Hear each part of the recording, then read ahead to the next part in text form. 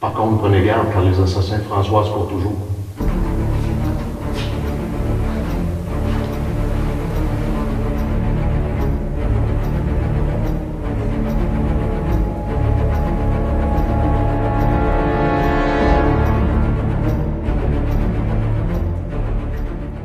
Pour les besoins du tournage de notre reportage, des comédiens ont joué des extraits du premier roman de l'auteure émousquoise Jacinthe Annie, Complot dans la ville.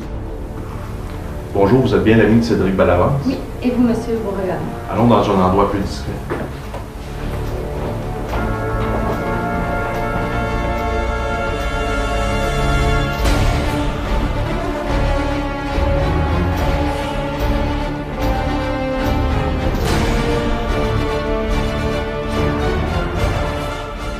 Déjà en travail d'écriture pour son deuxième roman, l'auteure émousquoise Jacinthe Annie sera présente au Salon du Livre pour présenter aux Rimousquois son premier roman, Complot dans la ville.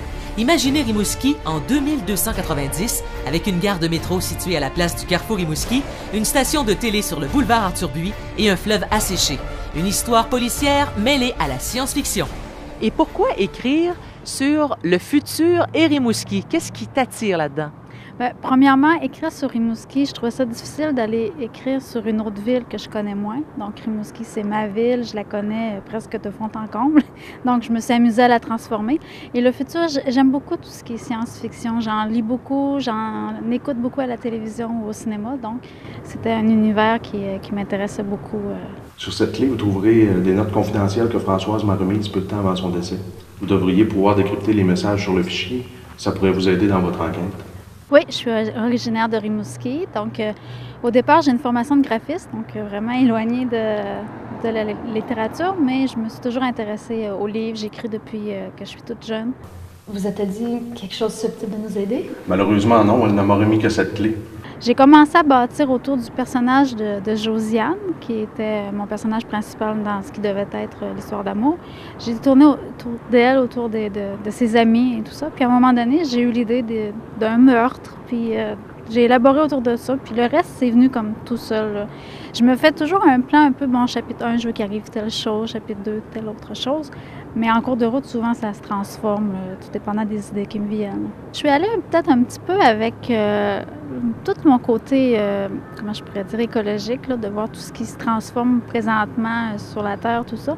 Ça m'a un peu influencée en me disant, bien, rendu dans 200 ans, ça risque d'être, si on ne fait pas attention, ça risque de peut-être être rendu pire que ça. Puis avec la science-fiction aussi, là, je me suis amusée avec transformer vraiment l'univers, là.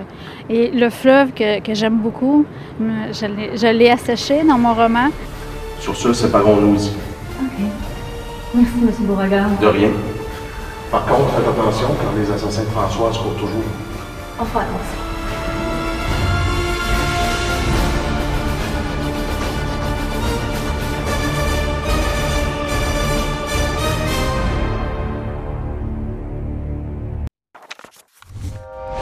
Télé Cogeco, un service exclusif aux clients de Cogeco.